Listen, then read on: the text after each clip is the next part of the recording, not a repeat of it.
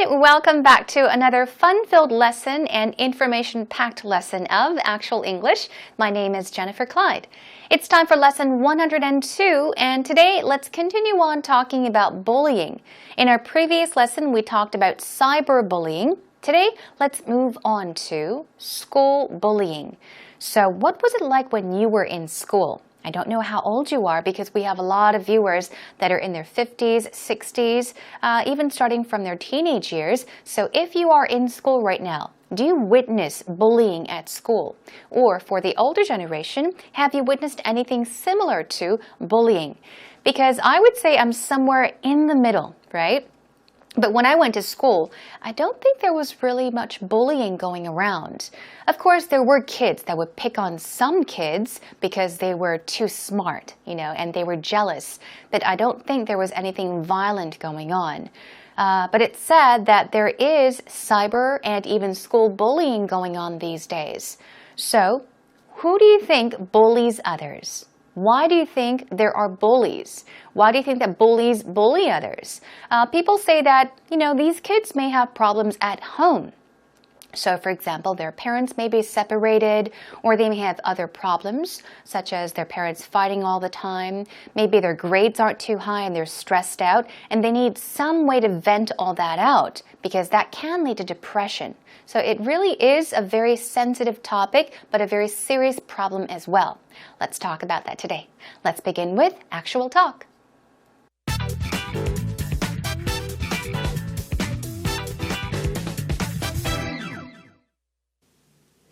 Peter, were you ever bullied at school?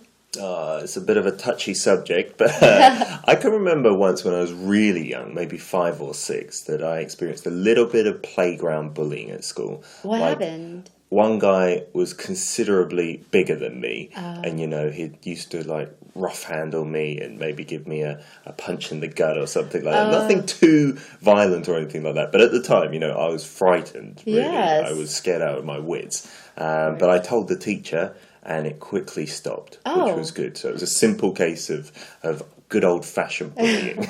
How about yourself, Rachel? Have you ever been the victim or even the dollar out of bullying? I think I can remember being bullied, and I think that was more so because I was kind of like the oddball ethnically. I lived in a really homogeneous area, so I was like the one Asian, which worked to my benefit at the same time because I was different, so people wanted to be my friend. You stood out. Exactly. So it was really rare that I got bullied, but there were a few occasions. But I think I was the kind of person to stick up for those who were being bullied. Wow. Because ever since I was little, I couldn't really stand injustices. That's so amazing. I'd be like, stop making fun of that person and things like You'd that. go on to bully the bullies? No, not quite. I guess kind of, if you think of it that way. But kids, they pick up on the minutest details. Yeah. If something's different, if someone sticks out, then some kids will always pick on that. Right? That's true. They're very observant. Yeah. But I think that I read somewhere that these bullies, they end up bullying at school physically or in person because they have a lot of issues on their own that they're dealing with. Sure, I think many of them come from broken homes and things like that. Or even just little insecurities, right? Maybe not doing so well at school, so they need to stand out in other ways and try to gain popularity and friends other ways. Because nobody wants to be friends with the underdog. No. People always want to be friends with the more powerful looking person. Yeah, I think in many cases the bullies are just seeking attention. Right, exactly. Well, Peter has made a point in the very end of today's actual talk. He's mentioned something about how these bullies, perhaps they're trying to get attention. They're seeking attention, which is kind of sad. And it kind of makes me think, so who is the victim? The bullies or the ones that are getting bullied? Because even the bullies, they may be going through a difficult time at home and they just don't know how to control their feelings or their anger or even their depression. Anyhow, I do say that school bullying is never the right thing to do. Let's get straight to it. Now, Rachel says, Peter, were you ever bullied at school? So she's asking about Peter's past experience when he was younger. Were you ever bullied at school? He says it's a bit of a touchy subject. I did mention earlier on that today's topic is a rather sensitive topic. You can also say it is a touchy subject, which means that it is sensitive. So it's a touchy subject. It's a sensitive subject. But I can remember once when I was really young, maybe 5 or 6, that I experienced a little bit of playground bullying at school. So what is playground bullying? We know what cyberbullying is. We know what school bullying is. What is playground bullying? It's simple, not difficult. Bullying that happens in the playground. Okay? So Rachel asks, what happened? Let's find out. He says, one guy was considerably bigger than me. He was pretty bigger than me. And he used to rough handle me. Rough handle? Handle, we're not talking about a handle as in a steering wheel of a car. We're talking about how to control something or to deal with. But rough handle is an idiomatic expression. Another way of putting it is rough somebody up. So you can say, he used to rough handle me, or he used to rough me up, which means to threaten to harm. Simply put, beat up, to hit and kick someone. Okay, so it means to beat up, rough handle, be really, really rough on someone. Maybe give me a punch in the gut or something. What is gut? We went over this a long, long time ago. Gut is an informal, a slang for stomach. So he's saying he would give me a punch in the gut. He would punch me in the stomach, in other words. At the time, I was really frightened. At the time, when it happened, I was really scared. I was scared out of my wits. Be scared out of someone's wits. Wits is very similar to someone's mind, okay? So you can say, I was scared out of my mind. I was scared out of my wits, which means I was very, very, very, very, very, very scared, okay? You were just stressing it. But I told the teacher, and it quickly stopped, which was good. And then he asks, how about yourself, Rachel? So now the question is for Rachel. Rachel says, I think I can remember being bullied. And I think that was more so because I was kind of the oddball ethnically. Okay, let's take a look at the sentence. We've got some interesting words here. First of all, she says that she has experienced bullying. She says, I can remember being bullied. So she was bullied, but it was why? It was because she was kind of the oddball. Ball, we all know. Ball, we have a baseball, basketball, tennis ball, soccer ball, and so forth. But what is odd? O-D-D. Odd, of course, we can talk about even numbers and odd numbers, such as 1, 3, and 5, which are odd numbers. But odd can also mean strange and weird. So when you say that somebody is an oddball, you're saying that that person is kind of strange, eccentric, weird, okay? So, but she's saying ethnically. Ethnically, we're talking about one's origin, such as a country or culture, for example, or even a race. So she says, I lived in a really homogeneous area. Now, if you say homogeneous, you are considering everything to be pretty much the same, okay? Almost the same. Everyone is considered to be the same. So she lived in an area where there was no prejudice, okay? Everyone was pretty kind to each other, no matter which country or race you were from. So I was the one Asian. Aha! So she lived in a neighborhood or an area filled with people from other nations, perhaps many Americans, but she was the only Asian. Now Peter says, oh wow. Anyhow, Rachel says, it worked to my benefit, meaning, well, it benefited me. It was an advantage for me at the same time because I was different. I was different. Being different is not always so bad.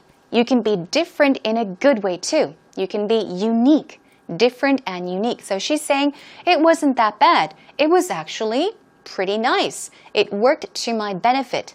So because I was different, people wanted to be my friend. And you said you stood out, meaning you were easy to see, you were easy to spot, you were different. Now, Rachel says exactly. So it was really rare, meaning seldom, that I got bullied. But there were a few occasions. Okay. So Rachel is saying that she rarely got bullied. There were not many times that she got bullied. But here, a few occasions. Occasions itself means instances, for example. But what does a few mean?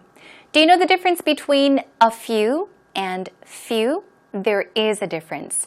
A few something means a couple of something. But if you say few occasions, it means a small number of, thus not many. Anyhow, she's saying that it was rare, so it occurred rarely, seldom. Now, I think I was the kind of person to stick up for someone. Stick up for those who were being bullied. So, she was the type of person that would stick up for kids that were actually being bullied, the victims. But what does stick up for mean?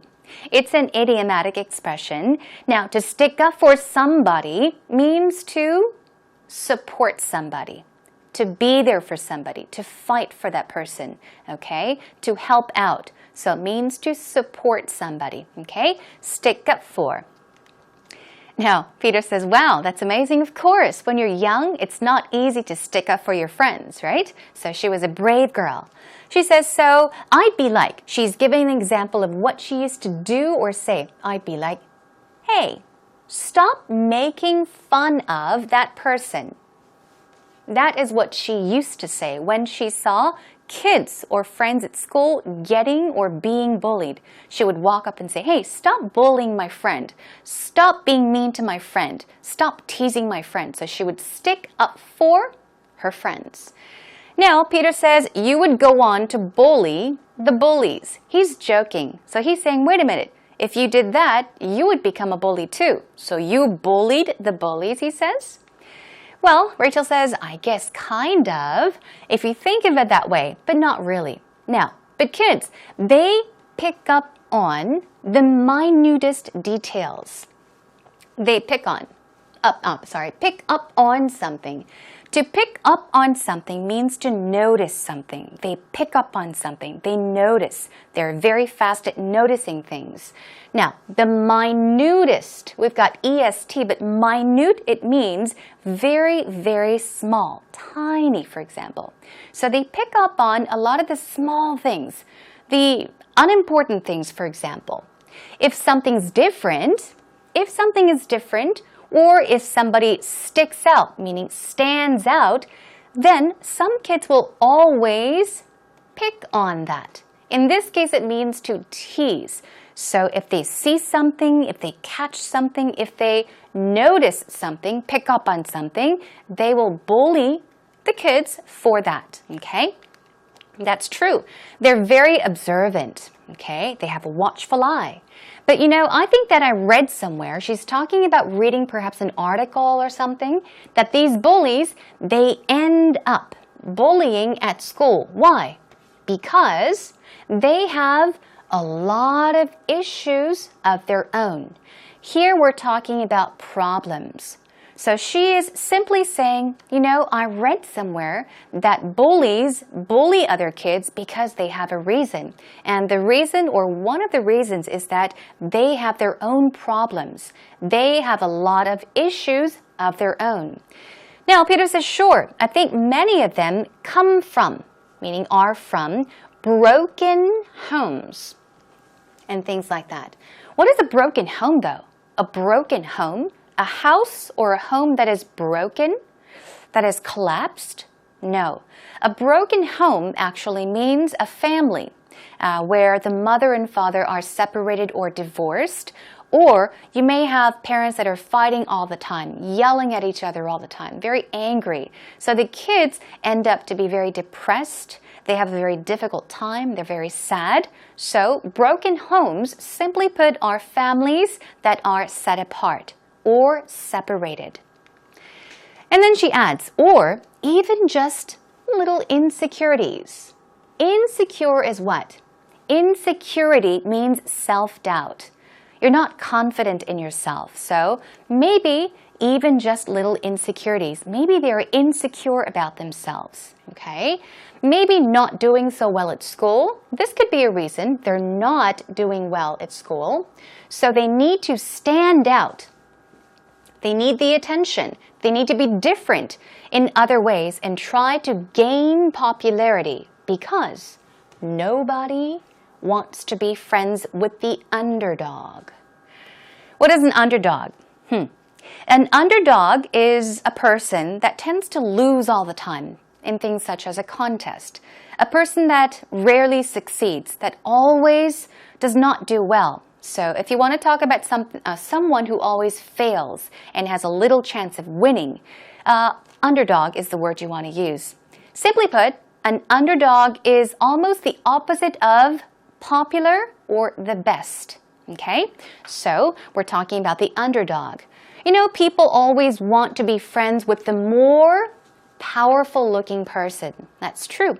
And then Peter says, yeah, I think in many cases, the bullies are just seeking attention.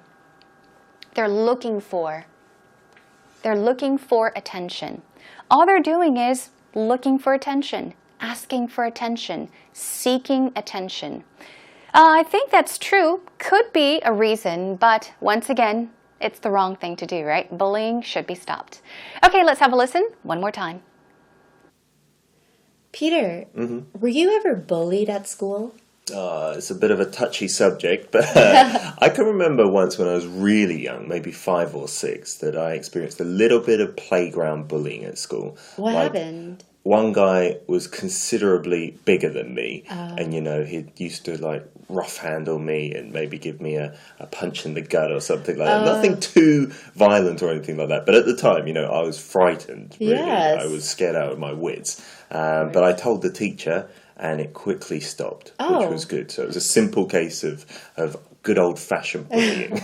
How about yourself, Rachel? Have you ever been the victim or even the dollar out of bullying?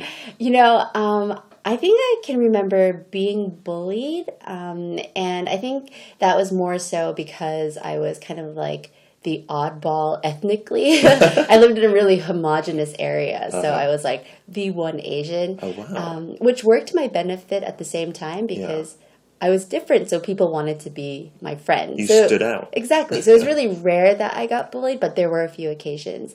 But I think I was the kind of person to stick up for those who were being bullied. Wow.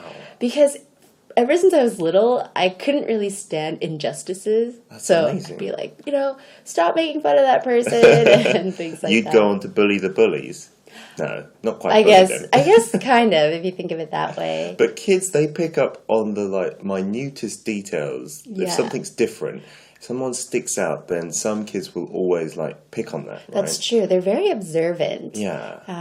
But I think that I read somewhere that these bullies, they end up bullying at school physically or in person because they have a lot of issues on their own that they're dealing with. Sure, I think many of them come from broken homes and things like that. Or even just little insecurities, right? Maybe not doing so well at school, so they need to stand out in other ways and try to gain popularity and friends other ways. Because nobody wants to be friends with the underdog. No. People always want to be friends with the more powerful looking person. Yeah, I think in many cases the bullies are just seeking attention. Right, exactly. Welcome back, everyone. Today we are talking about school bullying, and we had another listen to today's actual talk. Now let's move on to actual expressions, and first of all, check out some vocab words. Let's quickly go through them. Oddball was what? Odd itself means kind of strange, weird. So if a person is called an oddball, you're saying that person is different. Strange, kind of weird. A synonym is weirdo. This word is informal, so keep that in mind. Homogeneous. That's the pronunciation. Homogeneous. One more time. Homogeneous. We're talking about similar. Okay, similar as in ethnicity, for example. Okay, homogeneous. Minute. This word, it is spelled the same way as minute. 1 minute, 2 minutes, 60 seconds is 1 minute, but the pronunciation is minute. Minute. It's pronounced very differently, and it means tiny, minimal, very, very small. Okay, as in number, size, amount, or even degree. And a broken home is what? Once again, a broken home is usually referred to a family where their parents, the mother and father, are separated or they're set apart because of a lot of conflict and fighting, thus leading to children becoming very angry and depressed and very sad. Insecurity, you can be insecure, meaning you lack confidence. So, some synonyms for insecurity is self-doubt, uncertainty, even anxiety. And last but not least, underdog is pronounced underdog. Stress goes on the first syllable. Let's move on to some patterns then. Now, rough someone up. Remember, to beat someone up? Okay, let's take a look at a sample sentence. The bullies would rough him up on a weekly basis. A weekly basis, meaning every week, okay? The bullies would rough him up on a weekly basis. In other words, the bullies would beat him up on a weekly basis. My brother got roughed up. We're talking about someone's brother. My brother got roughed up for no reason. For no reason. My brother got roughed up. He got beat up or beaten up for no reason. Moving on to stick up for someone. You're standing tall, you're sticking up for someone, you are defending someone or supporting someone, okay? Here's a sample sentence. If somebody has helped you out by supporting you or defending you or taking sides with you, you can say, thanks for sticking up for me. Okay, one more time. Thanks for sticking up for me. Okay, so maybe you're at the office and your boss yells at you for no reason. Then perhaps a coworker or a friend walks up and says, you know, my friend didn't do anything wrong. All right, that person is supporting you or defending you. Then you can say, hey, thanks for sticking up for me. Okay, what about this one? Why didn't you stick up for her? Why didn't you stick up for her? She's your sister. Why didn't you stick up for her? Why didn't you defend your sister? She's your sister. That's something you could say. What about this one? Our final pattern is make fun of someone or something. Make fun of. It means to tease, harass, even ridicule, mock, for example. Don't make fun of people's accents. Do not make fun of people's accents. Because people from all over the world, we all speak different languages, and thus we have different accents, right? The Dutch have their own accents. Okay, the British have their own accents. So you can say, don't make fun of people's accents. What about this one? One final sentence is, or rather question, are you making fun of my hair? Are you making fun of my hair? Hey, I just got a haircut. And someone's laughing or giggling. You can say, are you making fun of my hair? Are you teasing me because of my hair, for example? All right, that is all for today's actual expressions, vocab, as well as patterns. So please do practice more of them or them more on your own.